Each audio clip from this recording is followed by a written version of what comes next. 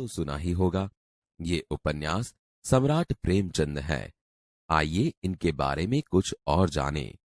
नाम धनपत राय, उपनाम प्रेमचंद, जन्मस्थल लमही, वाराणसी, उत्तर प्रदेश, जन्मतिथि सन 1880, निधन सन 1936। आपने प्रेमचंद का परिचय पाया, अब उनके साहित्यिक जीवन के बारे में भी जानिए। आरंभ में वे नवाब राय नाम से उर्दू साहित्य में लिखते थे। बाद में प्रेमचंद के नाम से हिंदी में लिखने लगे। गोदान उनका सर्वश्रेष्ठ उपन्यास है। इसके अलावा गबन, मंगलसूत्र, रंगभूमि, कर्मभूमि उनके उपन्यास है। उन्होंने कई सारी कहानियां भी लिखी है, जो मानसरोवर भाग 1 से 8 में संकलित है। साहित्य में प्रगतिवाद को जागृत करने के लिए उन्होंने जागरण तथा हंस नामक पत्रिकाओं का संपादन भी किया था। ईदगाह उनकी ऐसी ही एक अमर कहानी है। रमजान के पूरे 30 रोजों के बाद आज ईद आई है। कितना मनोहर, कितना सुहावना प्रभात है। आज का सूर्य देखो, कितना प्यारा, कितना शीतल है, मानो संसार को ईद की बधाई दे रहा है। गांव में कितनी हलचल है। ईदगाह जाने की तैयारियां हो रही है। किसी के कुर्ते में बटन नहीं है, पड़ोस के घर में सुई धागा लेने दौड़ा जा रहा है। किसी के जूते कड़े हो गए हैं, उनमें तेल डालने के लिए तेली के पास भागा जाता है। जल्दी जल्दी बैलों को सानी पानी दे दें। ईदगाह से लौटते लौटते दोपहर हो जाएगी। 3 कोस का पैदल रास्ता, फिर सैकड़ों आदमियों से मिलना भेंटना। दोपहर के पहले लौटना असंभव है। लड़के सबसे ज्यादा प्रसन्न है। किसी ने 1 रोजा रखा है, वह भी दोपहर तक, किसी ने वह भी नहीं। लेकिन ईदगाह जाने की खुशी उनके हिस्से की चीज है। रोजे बड़े बूढ़ों के लिए होंगे, इनके लिए तो ईद है। रोज ईद का नाम रटते थे, आज वह आ गई। अब जल्दी पड़ी है कि लोग ईदगाह क्यों नहीं चलते। उनकी अपनी जेबों में तो कुबेर का धन भरा हुआ है। बार बार जेब में से अपना खजाना निकाल कर गिनते हैं और खुश होकर फिर रख देते हैं। महमूद गिनता है, 1, 2, 10, 12। उसके पास 12 पैसे हैं। मोहसिन के पास 1, 2, 8, 9, 15 पैसे हैं। इन्हीं अनगिनत पैसों से अनगिनत चीजें लाएंगे, खिलौना, मिठाइयां, गेंद और जाने क्या क्या। और सबसे ज्यादा प्रसन्न है हामिद, गरीब सूरत, दुबला पतला लड़का, जिसका बाप गत वर्ष हैजे की भेंट हो गया। फिर एक दिन मां भी मर गई। अब हामिद अपनी बूढ़ी दादी अमीना की गोद में है और उतना ही प्रसन्न है। हामिद के पांव में जूते नहीं है, सिर पर एक पुरानी टोपी है जिसका गोटा काला पड़ गया है, फिर भी वह प्रसन्न है। अभागिन अमीना अपनी कोठरी में बैठी रो रही है। आज ईद का दिन और उसके घर में दाना नहीं। इस अंधकार और निराशा में वह डूबी जा रही है। किसने बुलाया था इस निगोड़ी ईद को? अमीना का दिल कचोट रहा है। गांव में बच्चे अपने अपने बाप के साथ जा रहे हैं। हामिद का बाप अमीना के सिवाय और कौन है?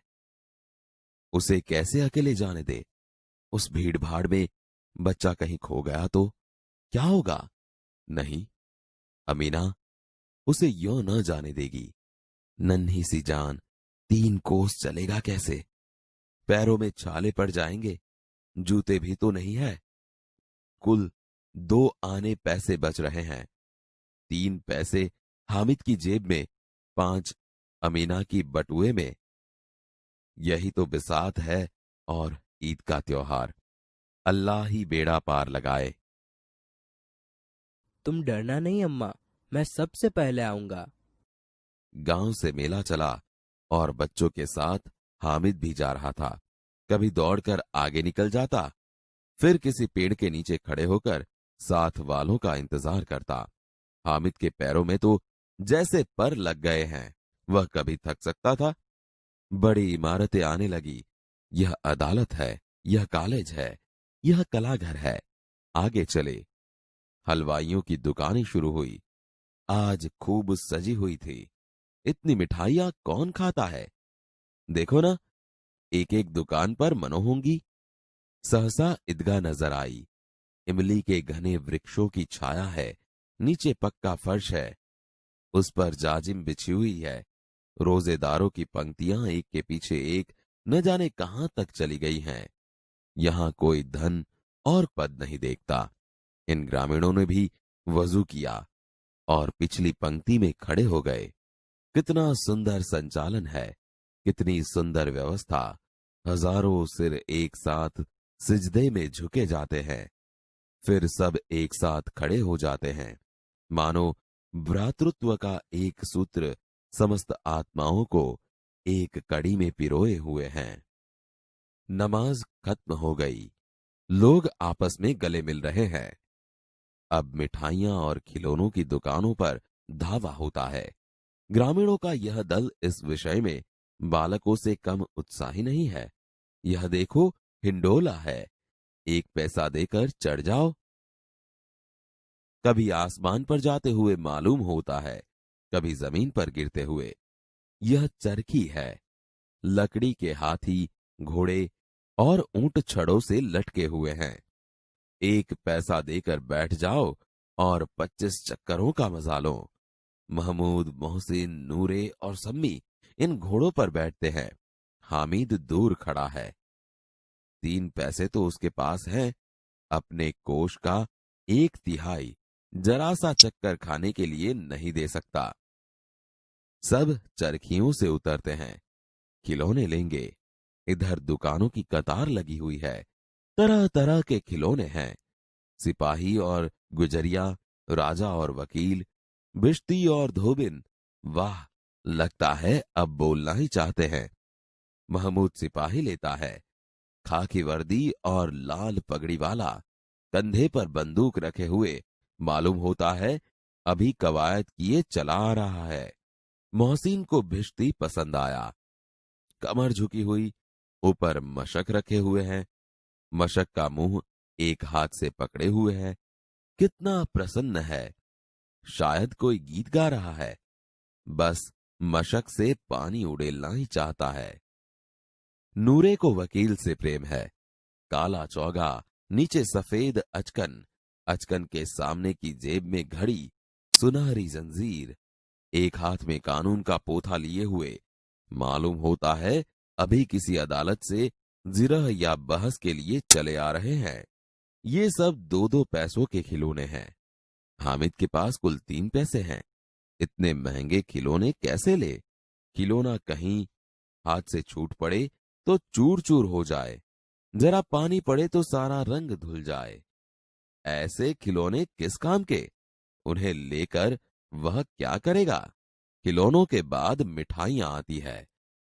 किसी ने रेवड़ियां ली है, किसी ने गुलाब जामुन, किसी ने सोहन हलवा। मजे से खा रहे हैं। हामिद बिरादरी से पृथक है। अभागे के पास 3 पैसे हैं, क्यों नहीं कुछ लेकर खाता?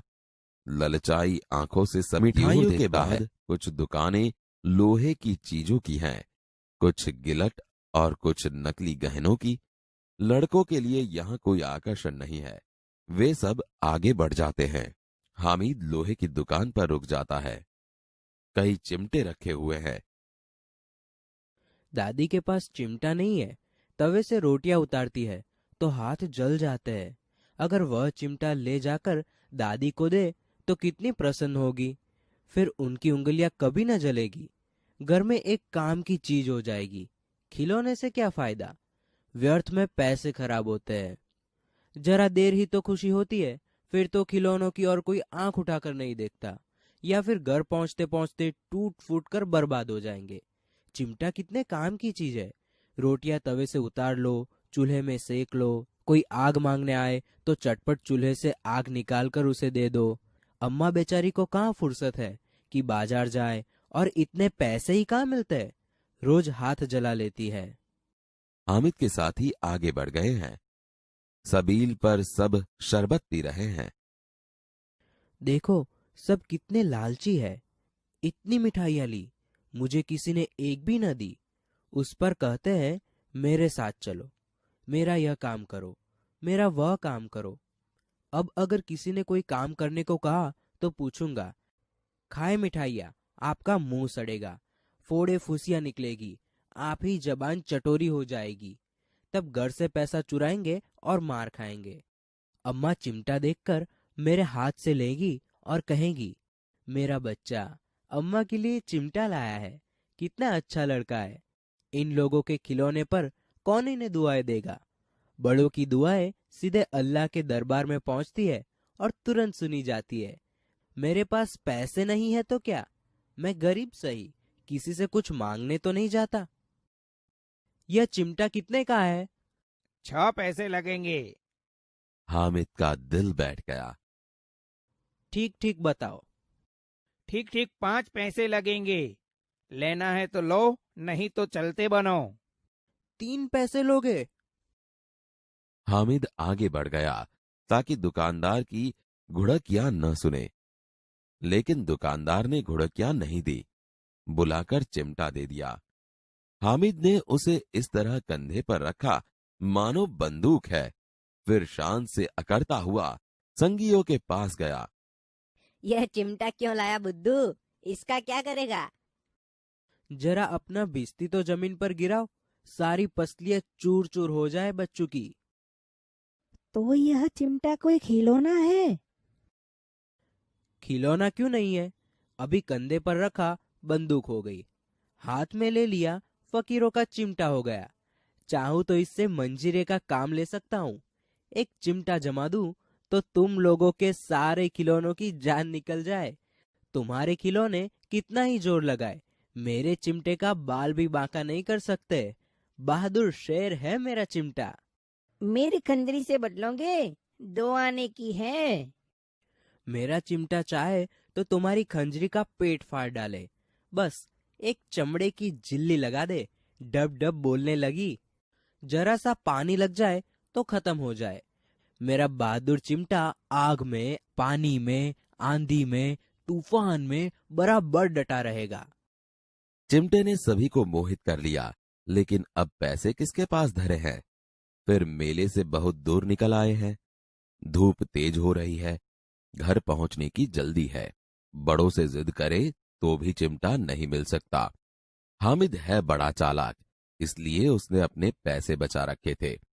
औरों ने 3-3, 4-4 आने पैसे खर्च किए, पर कोई काम की चीज न ले सके।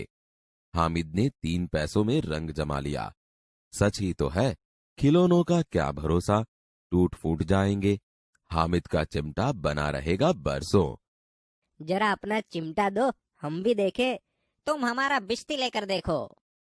महमूद और नूरे ने भी अपने अपने खिलौने पेश किए। हामिद को इन शर्तों को मानने में कोई आपत्ति न थी। चिमटा बारी बारी से सबके हाथ में गया और उनके खिलौने बारी बारी से हामिद के हाथ में आए। कितने खूबसूरत खिलौने थे। रास्ते में महमूद को भूख लगी, उसके बाप ने केले खाने को दिए।